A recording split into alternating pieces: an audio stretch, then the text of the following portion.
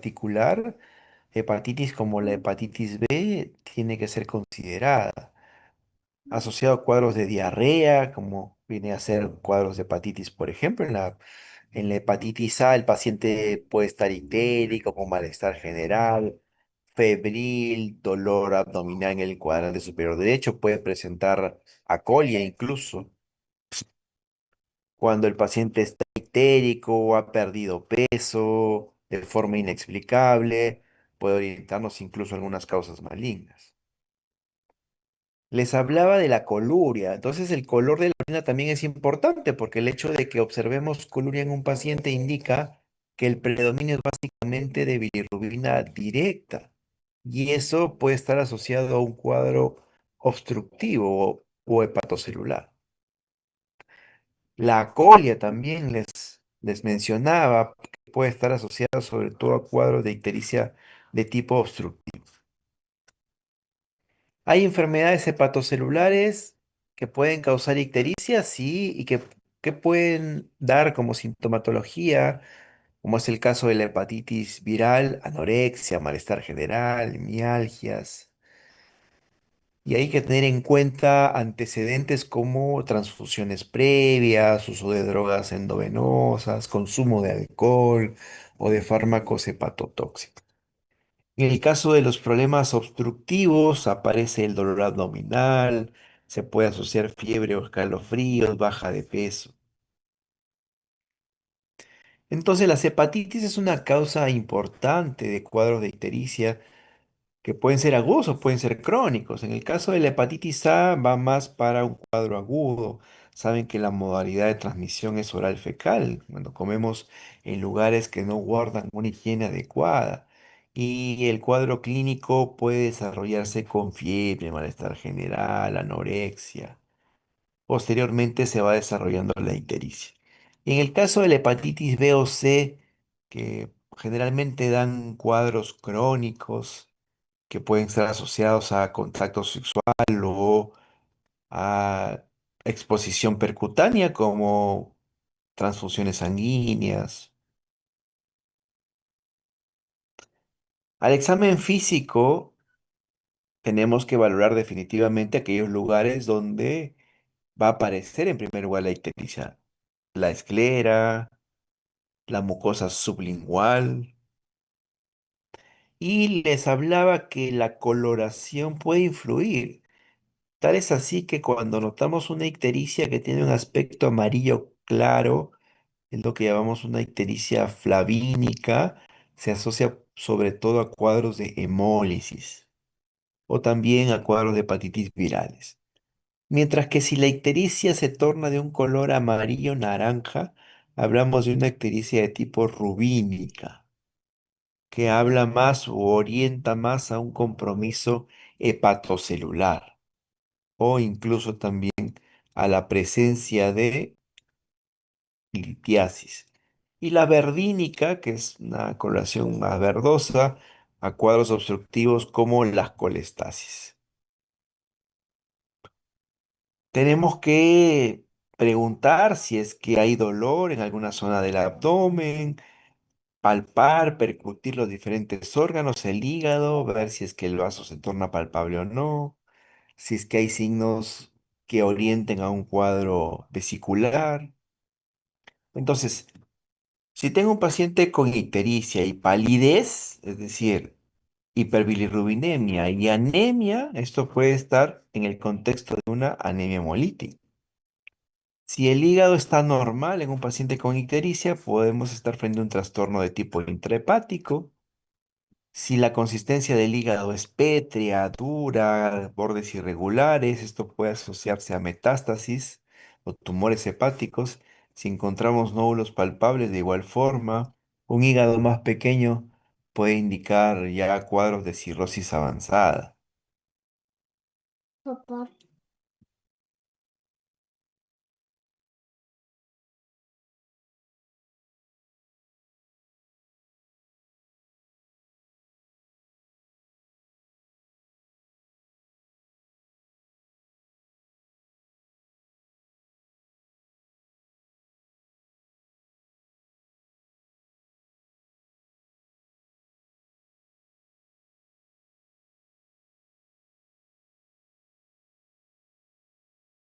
Si encontramos paciente con sensibilidad a la palpación a nivel hepático, puede orientar a cuadros de hepatitis. Si encontramos pacientes con presencia de púrpura, que puede ser secundario a una trombocitopenia y secundario tal vez a un cuadro de cirrosis hepática.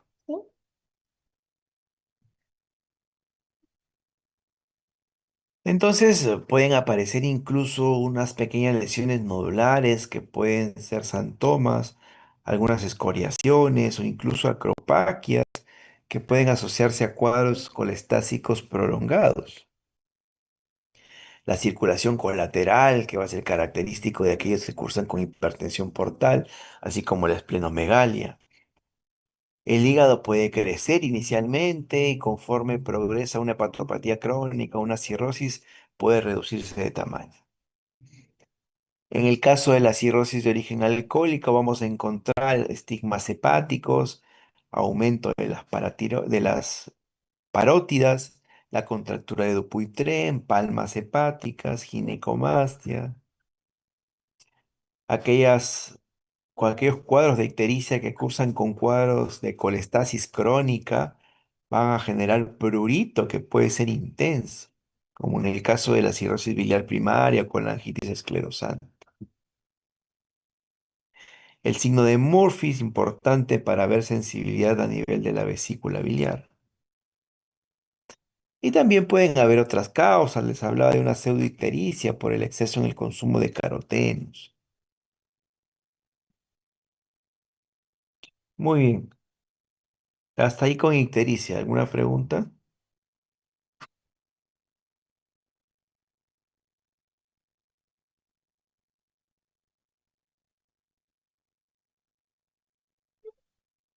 Bueno, y si no, ya pasamos a lo que corresponde a síndrome de hipertensión portal. Este término fue acuñado en el año 1900 por Gilbert y es importante porque representa, valga la redundancia, una importante causa de mortalidad. Entonces, hablamos de hipertensión portal cuando hay un incremento patológico de la presión hidrostática intravascular en el sistema portal. Entonces, los valores normales de gradiente de presión portal van entre 1 a 5 milímetros de mercurio. Cuando alcanzan niveles de entre 5 a 9, hablamos de una hipertensión portal preclínica. Y a más de 10 es una hipertensión portal clínicamente significativa, ya que a este nivel, a este valor, más de 10 milímetros de mercurio, ya pueden aparecer varices esofágicas. Y por encima de 12, estas varices se rompen.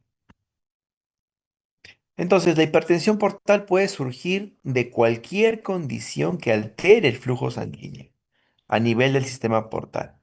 Tal es así que tenemos una hipertensión portal prehepática, intrahepática y poshepática.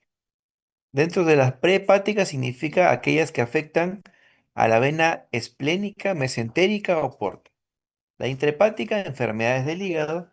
Y las poshepáticas, enfermedades que bloquean el flujo venoso hepático. Y aquí tenemos la clasificación de Sheila Sherlock, en la cual tenemos dentro de las causas de hipertensión portal de origen hepático o intrahepático, que es lo que más predomina en adultos, tenemos que esta a su vez puede ser presinusoidal, sinusoidal o posinusoidal. Y de ellas la más frecuente es la de origen sinusoidal. Y aquí tenemos a la cirrosis a la cabeza. Entonces, como causas poshepáticas, la más común, la más prevalente, Budd-Chiari. Como causas prehepáticas, la más prevalente, trombosis de vena porta. Y dentro de las causas intrahepáticas tenemos que se subdividen en presinusoidal, sinusoidal o posinusoidal. Y dentro de la sinusoidal, la principal causa es la cirrosis hepática. Entonces, para que aparezca esta hipertensión portal, se basa justamente en la ley de Ohm.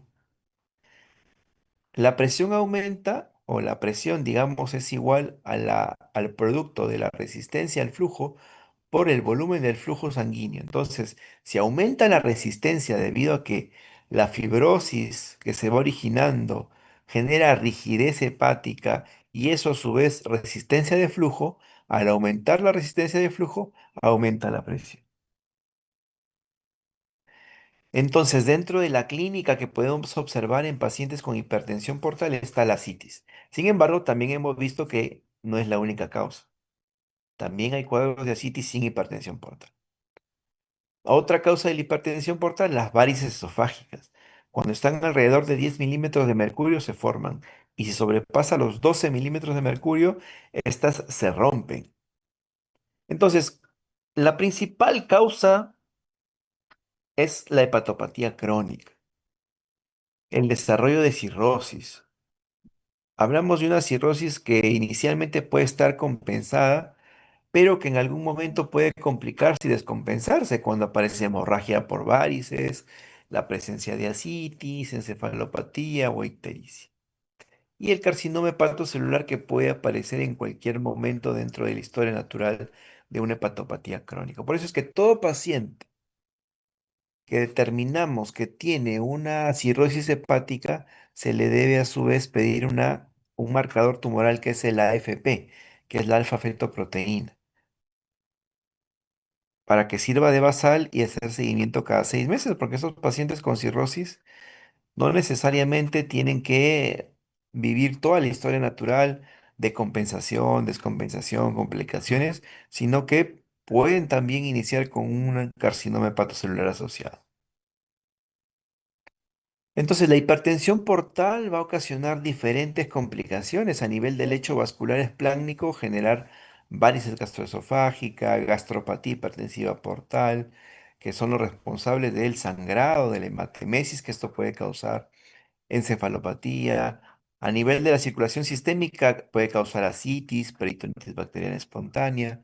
A nivel del riñón, se va a provocar una vasodilatación espláncnica con marcada vasoconstricción renal, generando así el denominado síndrome hepatorrenal.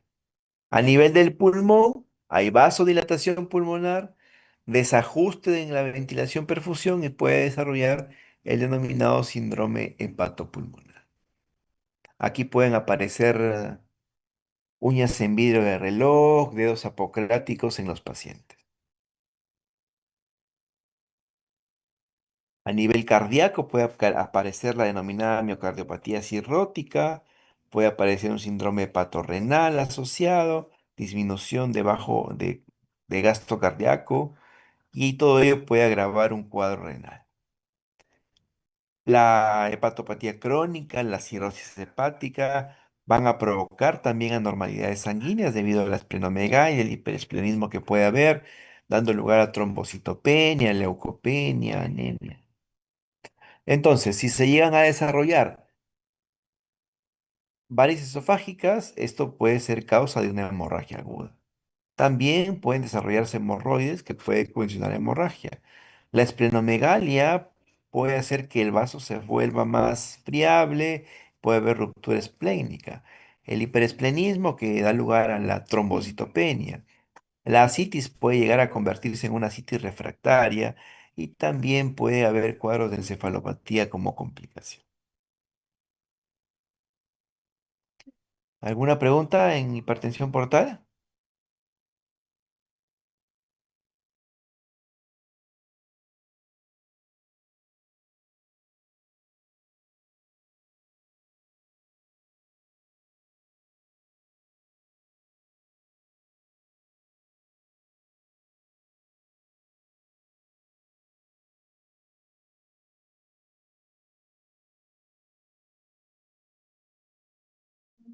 ¿Nada? ¿Me preguntas?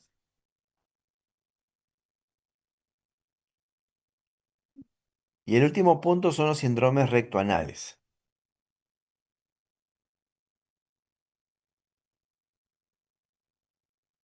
Tengamos en cuenta algunos términos. El término rectorragia se refiere al sangrado digestivo originado, en el recto, o también denominada proctorragia. La hematoquesia es la eliminación de deposiciones sanguinolentas o bien acompañadas de sangre fresca.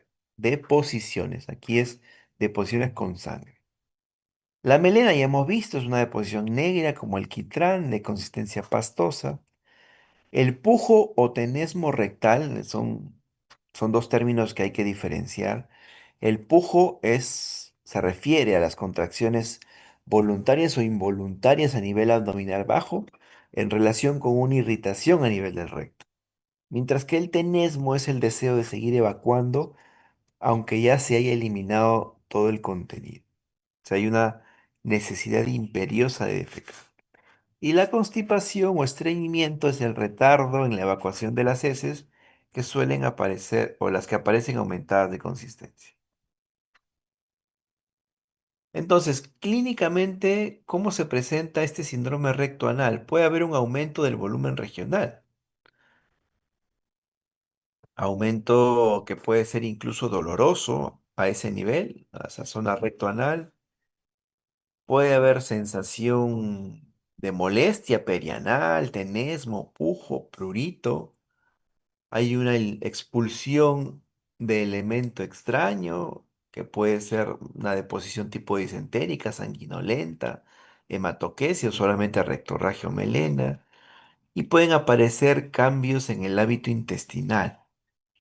Puede haber presentación diarreica o constipación o alternancia entre ambos. Entonces, cuando evaluamos este tipo de pacientes, recuerden que la región rectoanal puede albergar diferentes patologías que se relacionan entre sí. Entonces hay que integrar clínica, hay que integrar exámenes y hay que integrar signos de alarma o banderas rojas. Tener en cuenta los síntomas que presenta el paciente y si éstas se relacionan o no con la defecación. En tener en cuenta las banderas rojas como son la baja de peso no intencional, la baja, el cambio de hábito intestinal persistente, pacientes mayores de 50 a 55 años, el consumo de tabaquismo o de alcohol, antecedentes familiares con cáncer colorectal o pólipos colónicos. Todo es importante tenerlo en cuenta. Entonces, ¿qué tenemos? Por ejemplo, el absceso anal es una patología que está englobada dentro del síndrome recto anal y aquí vamos a encontrar que podemos encontrar un aumento de volumen regional, sí, puede aparecer una masa a nivel del recto, del ano, con sensación de cuerpo extraño. El absceso se va a manifestar como un aumento de volumen muy, muy doloroso que puede empeorar con el valsalva. En el caso del cáncer anal, de una neoplasia a ese nivel, también va a haber un aumento, pero es básicamente indoloro. Y aquí lo característico va a ser la proctorragia o rectorragia.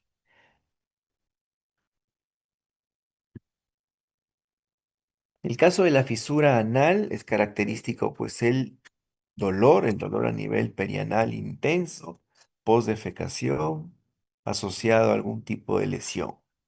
En la enfermedad inflamatoria intestinal, como es la colitis ulcerativa o la enfermedad de Crohn, puede aparecer pujo, tenesmo, diarrea, disentería. En el caso de la enfermedad hemorroidal, se va a caracterizar por la presencia de rectorragia. Muchas veces se dan cuenta al momento de limpiarse, en el papel higiénico notan manchas de sangre, una sangre roja, rutilante, viva. También el síndrome disentérico puede asociarse a cuadros de diarrea con sangre o presencia de moco, pujo, tener. El estreñimiento se debe básicamente al cambio en la frecuencia y la consistencia, la incontinencia fecal, cambio de continencia, y la diarrea, cambio en frecuencia y consistencia, ¿no? Siempre es importante diferenciar cada caso. En el caso del cáncer colorectal, vemos que también va a haber una sensación de bulto, aumento de volumen, una sensación molesta en esa zona, expulsión de elemento extraño, puede haber también rajos de sangre por ahí, cambios de hábito intestinal, y se va a asociar a síntomas sistémicos, anemia ferropénica. Entonces, hay que ver los factores de riesgo también, el sobrepeso y la obesidad, el consumo de tabaco, una dieta rica en grasa animal y colesterol. Dentro de los síntomas, el paciente puede referir rectorragia, hematoquesia Y dentro de los signos, masa palpable, masa rectal u obstrucción intestinal baja. En aquellos pacientes que tienen riesgo de cáncer colorectal, ya sea porque por la edad o porque hay familiares con esta patología, es importante hacer recomendaciones generales, como es el aumento en el consumo de frutas y verduras. En personas mayores hay que estar atentos para ver si se asocia a anemia, a cambios en el hábito intestinal o alguna masa palpable.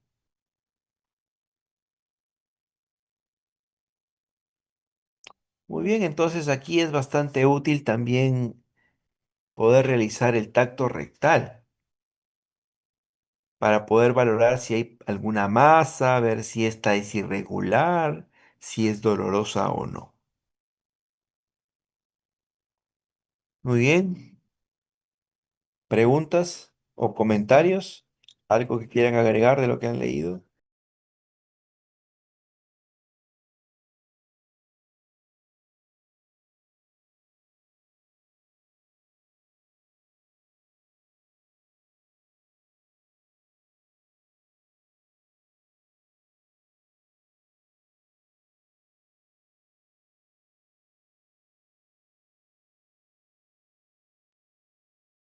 ¿Nada? ¿Todo claro?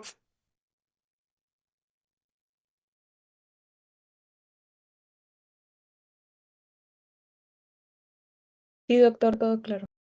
Todo claro, doctor. Listo, entonces hasta ahí nos quedamos por el día de hoy. Buenas tardes. Hasta luego, doctor.